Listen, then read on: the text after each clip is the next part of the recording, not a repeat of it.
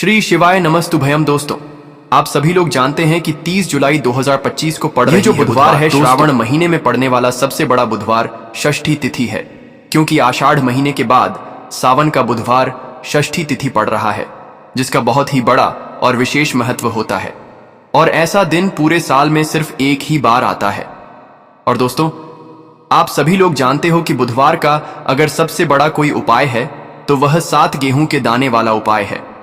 तो दोस्तों, इस सावन के बुधवार षष्ठी तिथि के दिन आप लोगों को इस 7 गेहूं के दाने वाला उपाय को जरूर करना है।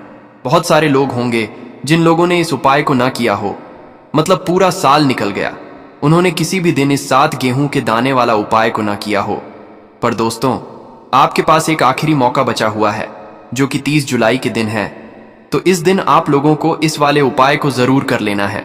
भले ही आपने पूरे साल भर इस उपाय को ना किया हो, पर अगर आपने इस श्रावण महीने के बुधवार षष्ठी तिथि के दिन अगर इस वाले उपाय को कर लिया, तो आपको इस उपाय को करने का वह फल मिलेगा जिसकी आपने कभी कल्पना भी नहीं करी होगी। इसीलिए आप लोग इस वाले उपाय को एक बार जरूर कर लेना, ताकि आप लोगों के हाथ से यह मौका न जा सके और आपको इस उपाय को करने का फल मिल सके। दोस्तों, यह उपाय पंडित जी ने अपनी अभी की ही शिव महापुराण की कथा में बताया है, जिस उपाय को आज हम आपको बहुत अच्छे से समझाने वाले हैं। इस वीडियो को देखने के बाद इस उपाय को समझने के लिए आपको कोई और वीडियो को देखने की जरूरत नहीं पड़ेगी। तो चलिए दोस्तों, उपाय को शुरू करते हैं। देखिए, यह इस श्रावण महीने के बुधवार षष्ठी तिथि के दिन यह इतना खास होता है, इतना महत्वपूर्ण होता है। देखा है, कभी कभी बड़े बड़े पूजा पाठ अनुष्ठान से जो मनोकामना पूर्ण नहीं होते, वह श्रावण महीने के दिन एक छोटे से उपाय करने से आपकी मनोकामना पूर्ण हो जाती है। और बहुत सारे लोगों ने इस उपाय को किया भी है और उनको इस उपाय को करने का फल भी जरूर मिला है। अगर आप लोग भी इस उपाय को करना चाहते हैं तो आप इस उपाय को पहले अच्छे से समझ लेना, सुन लेना, उसके बाद करना। आपको इस उपाय का फल जरूर मिलेगा। और इस उपाय को कर लेने से आपके घर में चाहे किसी भी प्रकार की दुख और समस्या क्यों ना चल रही हो, आपको उसका कारण भी नहीं पता है कि भाई यह समस्या किस कारण से चल रही है। उसका कुछ भी कारण हो सकता है, जैसे पितृदोष हो सकता है या किसी भी तरह का मंगल दोष भी हो सकता है। तो इस दिन आप लोगों को यह वाला उपाय कर लेना है। ये एक ऐसा उपाय है जिस उपाय को अगर किसी विशेष दिन पर किया जाए तो भाई उस विशेष दिन का जो है वह तो हमें मिलता ही मिलता है। पर हमने उस दिन पर इस उपाय को किया है तो हमें उससे भी बड़ा फल मिलता है, और फल बहुत जल्दी मिलता है क्योंकि आप इस उपाय को बहुत ही बड़े और विशेष दिन पर कर रहे हो। तो चलिए अब उपाय के बारे में बात करते हैं। लेकिन उससे पहले आप लोगों को यह जानना आवश्यक है कि आखिर यह उपाय किस समय करना है, किसको करना है और कैसे करना है। तो चलिए हम आगे आपको वीडियो में एक एक करके बता देते हैं। तो दोस्तों, इस 7 गेहूं के दाने वाला उपाय को हमें इस बुधवार षष्ठी तिथि के दिन कैसे करना है, किसको करना है, किस समय करना है और कहां पर करना है, ये सारे सवालों के जवाब आपको इस वीडियो में मिल जाएंगे। और जो ये वीडियो देखेगा भाई, उसको 7 गेहूं के दाने वाला उपाय जरूर करना चाहिए, क्योंकि इस दिन गेहूं का भी बहुत ही बड़ा और विशेष महत्व होता है। और जब भी बड़ा उपाय हो जाता है इस बुधवार का, तो अब दोस्तों, इस 7 गेहूं के दाने वाला उपाय को आखिर करना किसको है, सबसे पहले हम लोग वह बात जान लेते हैं। तो देखो, घर की जो बड़ी माताएं बहनें होती हैं, उन माता बहनों में से कोई भी एक बड़ी माता बहन इस वाले उपाय को कर सकती है। और दोस्तों, अगर आप चाहे तो अपने घर में से सभी सदस्यों को भी इस उपाय को करवा सकते हैं। अगर किसी व्यक्ति की खुद की कोई मनोकामना है, खुद की कोई दुख और परेशानी है जो कि वह अपने लिए ही करना चाहता है इस वाले उपाय को, तो वह खुद अपने लिए भी कर सकता है। बाकी अगर कोई घर में से ऐसा है जो कि अपने ने पूरे घर परिवार की सुख और शांति के लिए यह वाला उपाय करना चाहता है, तो भाई वह भी कर सकता है। उसमें भी कोई दिक्कत वाली बात नहीं है। कहने का मतलब ये है कि इस उपाय को हर एक सदस्य भी कर सकता है, और पूरे घर परिवार के सदस्य के लिए घर की बड़ी माताओं बहनों में से कोई एक माता बहन भी कर सकती है। माताएं बहनें अगर घर में उपस्थित ना हो या वह यह वाला उपाय ना कर पा रही हो, तो फिर घर का कोई बड़ा सदस्य भी इस 7 गेहूं के दाने वाला उपाय को कर सकता है, चाहे फिर वह पुरुष ही क्यों ना हो। उसमें कोई भी दिक्कत वाली बात नहीं है। अब दोस्तों देखो, हमें शिवलिंग के पास में जाकर करना है। बहुत सारे लोग प्रश्न करते हैं, हर एक उपाय को करते समय क्या हम इस उपाय को घर पर या मंदिर में कर सकते हैं। देखो, तो इस वाले उपाय को आप मंदिर में करोगे तो अच्छा रहेगा। घर पर नहीं करना है इस वाले उपाय को।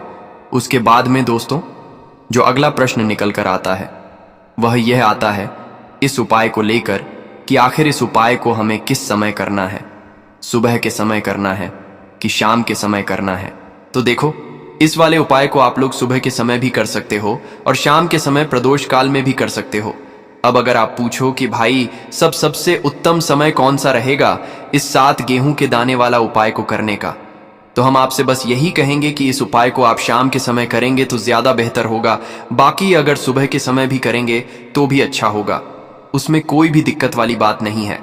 तो अब दोस्तों जो अगली सबसे बड़ी और महत्वपूर्ण बात आती है वह यह आती है कि सुबह अगर हम उपाय को करेंगे तो हमें कितने बजे से लेकर कितने बजे तक के बीच में करना है, और शाम के समय प्रदोष काल में करेंगे तो हमें कितने बजे से लेकर कितने बजे के बीच में करना है। तो देखो, सुबह जितनी जल्दी हो सके आप उपाय को करने की कोशिश करना। बाकी अगर किसी कारणवश लेट भी हो जाओ, थोड़ी देर भी हो जाए, तो 10 या 11 बजे तक भी आप उपाय कर लेना, पर 12 बजे से ज्यादा देरी ना हो, ठीक है? इस बात का ध्यान रखना। उसके बाद में दोस्तों अगर शाम के समय प्रदोष काल की बात करें, प्रदोष काल का जो समय होता है वह शाम के 6 बजे से शुरू हो जाता है। मतलब शाम के 6 बजे से लेकर 7 बजे के बीच का जो समय होता है यह समय प्रदोष काल का समय होता है। पर अभी जो मौसम चल रहा है इस मौसम में जो है शाम बहुत देरी से होती है, तो आप इस उपाय को 7 जारी 0 या 8 बजे के बीच में भी कर सकते हो। मतलब शाम के 6 बजे से रात 8 बजे के बीच में आप कभी भी इस वाले उपाय को कर सकते हो, उसमें कोई भी दिक्कत वाली बात नहीं है। परंतु बुधवार के दिन कोशिश करना कि समय के अंतर्गत ही कर लो। किसी कारणवश ना कर पाओ तो थोड़ा देरी से भी कर सकते हो, आपको उपाय का फल जरूर मिलेगा। देखिए, इस वीडियो में जितने भी उपाय हम आपको बताएंगे सभी उपाय सरल है। देखो, गुरुजी ने कहा है कि बुधवार के दिन आपको 7 गेहूं के दाने वाला उपाय तो अवश्य ही करना चाहिए। वीडियो के अंतिम में आपको उपाय बताया है जो आपको करना है। देखो, आगे बढ़ने से पहले वीडियो को एक लाइक जरूर करें। देखो, सबसे पहला उपाय, यदि आपके जीवन में कर्जा बहुत अधिक है, आपके जीवन में संकट बहुत अधिक रहते हैं, आपके ऊपर बहुत अधिक विपदा आ रही है, बार बार आपको अपने व्यापार में और अपने धन में हानि देखने को मिल रही है, यानी कि आपको प्रत्येक कार्य में हानि हो रही है, तो आपको यह उपाय करना चाहिए। देखिए, इस उपाय के लिए आपको 7 गेहूं के दाने आपको लेने हैं, ठीक है ना? ले लेना। लेने के बाद में आपको जरूरत होगी चावल के दानों की। कितने? 7 चावल के दाने, गेहूं के 7 दाने और चावल के 7 दाने। कहोगे भैया गेहूं हमें नहीं मिलती है, इस टाइम पे अभी गेहूं की कटाई खत्म हुई है। इजीली आपको किसी भी किराना स्टोर पे 7 गेहूं के दाने मिल जाएंगे, जाके ले लेना, ठीक है ना? 7 गेहूं 7 चावल के दाने लेंगे। साथ ही साथ आपको इस तरीके से एक तांबे का लौटा लेना है ना, उस तांबे के लौटे में आपको जल भरना। जल आपका खुद के घर का होना चाहिए, मंदिर का नहीं होगा। पहुंच जाएंगे महादेव के शिवलिंग के पास में। शाम के टाइम पर प्रदोष काल में मन है घर पर करो, मन है मंदिर में करो। फेस रखना कौन सी दिशा? उत्तर दिशा, नॉर्थ डायरेक्शन। अब यहां पर जो मैं आपको क्रम बताने जा रहा हूं ना, उस मेरे क्रम को बहुत ध्यान से सुनिए। महादेव को अगर कोई सबसे प्रिय है ना, तो उनकी सबसे छोटी पुत्री जिनका नाम है माता अशोक सुंदरी, जो आपके पास में चावल के 7 दाने हैं ना, उन चावल के 7 दानों को माता अशोक सुंदरी के स्थान पर आपको कुछ इस तरीके से रख देने हैं ना। चावल के दानों को रखने के बाद में जो आपके पास में तांबे का लोटा है ना, उस तांबे के लोटे को कहीं पर भी हम जल नहीं चढ़ाएंगे। सिर्फ और सिर्फ माता का जो हस्त कमल आपको दिख रहा है, यहीं पर गोल गोल आपको समर्पित करना है उसी जल को। और कहीं नहीं, ना तो माता अशोक सुंदरी के स्थान पे, ना तो शिवलिंग के ऊपर, सिर्फ आपको यहां पे गोल गोल जलाधारी पे आपको उस जल को समर्पित करना है ना। अब आपके पास में बचे हुए हैं 7 गेहूं के दाने। अरे बचे हैं कि नहीं बचे हैं, उन्हीं 7 गेहूं को दाने को आपको अपनी मनोकामना, अपने विशेष कहते हुए महादेव के शिवलिंग के ऊपर अगर आप प्रदोष के दिन प्रदोष काल में कर देते हैं, तो आपकी जो भी मनोकामनाएं होंगी, जो भी विशेष होंगी, महादेव पूरी जरूर करते हैं। अन्न को समर्पण करने से, उस खासकर गेहूं को समर्पण करने से हमारी इच्छाएं पूरी होती हैं। और अगर वह दिन प्रदोष का दिन हो तब तो इससे सुंदर संयोग कुछ भी नहीं हो सकता। आपकी इच्छाओं को पूरा करने के लिए बहुत स्पेशल, बहुत प्यारा सा उपाय आप सभी को जरूर करना है। ध्यान ना रखिएगा, ये उपाय प्रदोष काल में करना है, सुबह के टाइम नहीं कर सकते। ठीक, चलो तो पहले उपाय की तो हमने यहां पर बात कर ली है। देखिए, इस उपाय के लिए आपको मात्र एक लौंग का जोड़ा लेना है, यानी कि 2 फूल वाली लौंग लेनी है। साथ में आपको मात्र थोड़ा सा शहद लेना होगा और इसी के साथ में आपको तांबे के पात्र के अंदर शुद्ध जल लेना होगा। अब देखिए, इन सभी सामग्रियों को लेकर के आपको भगवान शिव के मंदिर में पहुंच जाना है। देखें, यह उपाय आप सुबह से लेकर शाम तक कर सकते हैं। तो वह सबसे पहले तो आपके पास जो 2 फूल वाली लौंग हैं, उन्हें आपको शहद के अंदर अच्छे से डुबो है, यानी कि दोनों लौंग पर आपको अच्छे से शहद का लेपन कर देना है। अब आपको जो आपके पास एक लोटा जल है, सबसे पहले तो उसे शिवलिंग पर धीरे धीरे समर्पित करना है और श्री शिवाय नमस्तुभयम इसका जाप करते हुए समर्पित कर देना है।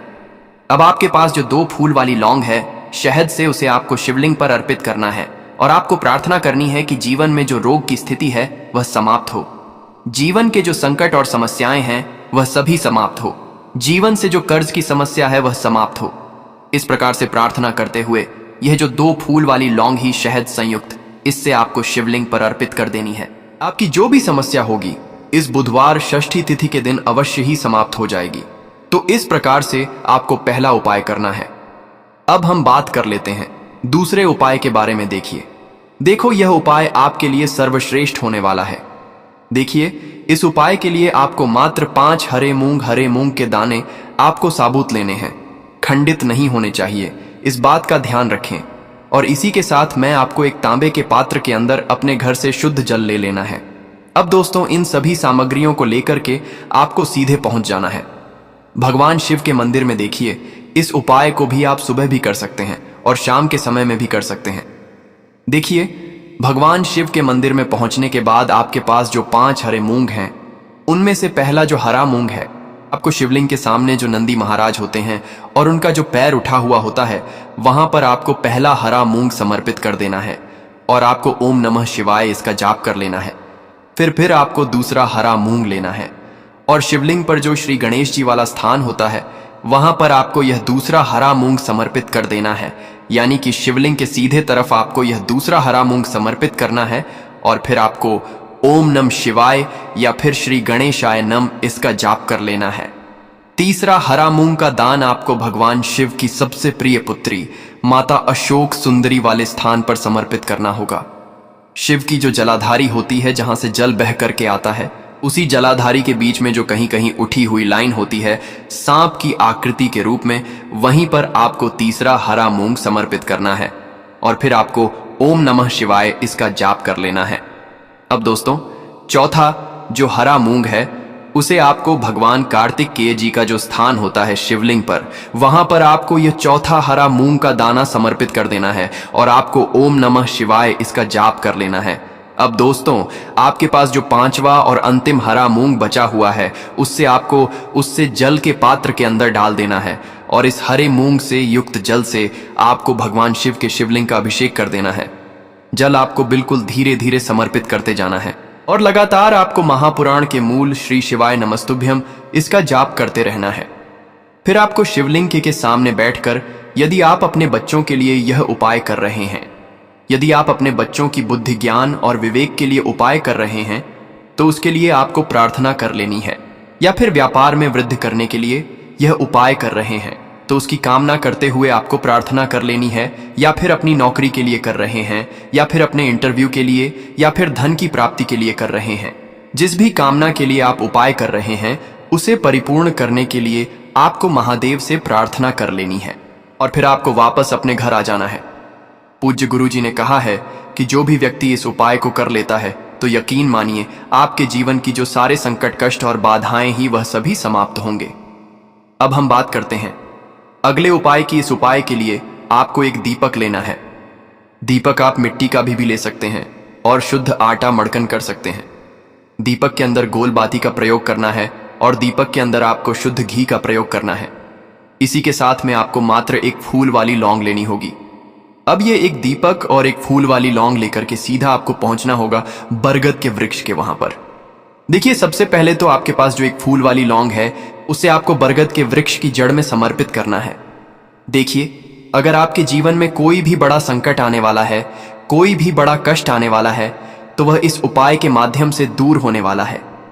महादेव की विशेष कृपा रहेगी कि जो भी संकट आपके जीवन में आने वाला होगा, वह भी दूर हो जाएगा। तो आपको एक लौंग समर्पित करनी है बरगद के वृक्ष की जड़ में, और वहीं पर आपको जो है गोल बाती वाला दीपक जो आप लेकर के गए हैं उससे भी वहां पर प्रज्वलित कर देना है, वट केयर करते हुए। देखिए, जब भी आपको जीवन में इस लगने लगे कि आपके जीवन में कुछ भी अच्छा नहीं चल रहा है, तब भी आपको ई उपाय करना है। तो इस प्रकार से आपको यह उपाय करना है। अब हम जान लेते हैं चौथे विशेष उपाय के बारे में। देखें, यदि आपके विवाह में, शादी में कोई भी समस्या आ रही है, यदि आपका जो कर्ज है वह दिन पर दिन बढ़ते ही जा रहा है, तो आपको यह चमत्कारी उपाय करना चाहिए। कोई भी समस्या अगर जीवन में है तो उसे दूर करने के लिए आपको ई उपाय करना चाहिए। मंगल दोष से जुड़ी हुई समस्या भी है, तब भी आपको यह उपाय करना चाहिए। देखिए, इस उपाय के लिए आपको एक तांबे के पात्र के अंदर अपने घर से शुद्ध जल लेना है, और इसी के साथ में आपको एक छुटकी लाल चंदन लेना होगा। अब आपको क्या करना है कि जो लाल चंदन आपने लिया है उसे आपको उससे जल के पात्र के अंदर डाल देना है, और यह जल्द जो है आपको लाल चंदन से युक्त तैयार कर लेना है। और यह लाल चंदन से युक्त जल आपको भगवान शिव के मंदिर में लेकर के पहुंचना है। लेकिन यह उपाय भी आप सुबह से लेकर के शाम तक कर सकते हैं। अब दोस्तों, यह जो लाल चंदन से युक्त जल है, इससे आपको भगवान शिव के शिवलिंग पर धीरे धीरे अर्पित कर देना है, और आपको लगातार श्री शिवाय नमस्तुभयम इसका जाप करते रहना है। देखिए, यदि आपके जीवन में विवाह से जुद्ध समस्या चल रही है तो आपको मंगलेश्वर महादेव का स्मरण करना है, और जीवन में अधिक कर्ज की समस्या है तो आपको आरण मुक्तेश्वर महादेव का स्मरण करना है। देखना, एक दिन आपकी सब तरह की समस्या जल्दी ही समाप्त हो जाएगी। तो इस प्रकार से आपको यह चौथा उपाय करना है। अब हम जान लेते हैं अंतिम और पांचवें उपाय के बारे में। देखिए, बुधवार का दिन है और हनुमान जी भगवान शिव के रुद्र अवतार हैं, तो यह उपाय और भी खास हो जाता है। तो ये जो उपाय है विशेषकर आपको हनुमान जी के वहां पर ही करना होगा। देखिए, जब भी आपको ऐसा लगने लगे कि आपके जीवन में जो कर्ज है वह समाप्त ही नहीं हो पा रहा है, दिन प्रतिदिन बढ़ते ही जा रहा है, कष्ट जो है वह दिन प्रतिदिन बढ़ते ही जा रहे हैं, कष्ट जो है वह समाप्त ही नहीं हो पा रही है, यानी कि जीवन में जब भी कोई विपदा आती है, संकट आता है, तो हमें संकट मोचन हनुमान जी के मंदिर में जाना चाहिए। लेकिन यह उपाय बहुत ही खास है। इस उपाय के लिए आपको एक मुख्य दीपक तैयार करना होगा। आपको एक दीपक लेना है। दीपक के अंदर 4 बाती के लिए आपको मोली वाला धागा आता है, कलावा का उसकी भी बना सकते हैं, या फिर आप सफेद रोई की जो बत्तियां हैं उन्हें भी बना सकते हैं। अब आपको लेना है एक कटोरी सरसों का तेल, और अब इस दीपक के अंदर या तो आपको चमेली का तेल डालना है, या फिर जो आपने एक कटोरी सरसों का तेल लिया है उसमें आपको सरसों का तेल डालना है, और इसी के साथ में आपको मात्र एक फूल वाली लौंग भी लेनी है। देखिए, अब जो यह दीपक है और लौंग है, इन दोनों का आपको हनुमान जी के मंदिर में लेकर के पहुंचना है। अब सबसे पहले तो ये जो चौमुखी दीपक है इसे आपको हनुमान जी के सामने प्रज्वलित करना है। दीपक को प्रज्वलित करने के बाद आपको वहीं पर एक बार हनुमान चालीसा का पाठ करना है, या फिर आप आरण मोचक मंगल स्त्रोत का पाठ भी कर सकते हैं। अब आपके पास जो एक फूल वाली लोग है उनसे आपको अपने सीधे हाथ में रखना है। आपको प्रार्थना करनी है हनुमान जी से कि जीवन की जो भी संकट है, विपदा है, वह सभी आपकी कृपा से दूर हो। और यह जो एक लौंग है इससे भी आपको उससे चौमुखी दीपक के अंदर डाल देनी है और अपनी मनोकामना बोल देना है। गुरुजी कहते हैं कि कुछ दिनों में ही आपकी सब मनोकामना पूरी हो जाएगी। तो दोस्तों, यह थे पूज्य गुरुजी द्वारा बताए गए कुछ बहुत ही खास उपाय। अगर आपको जानकारी अच्छी लगी हो तो वीडियो लाइक करिएगा। मिलते हैं फिर एक नए वीडियो के साथ। श्री शिवाय नमस्तुभयम।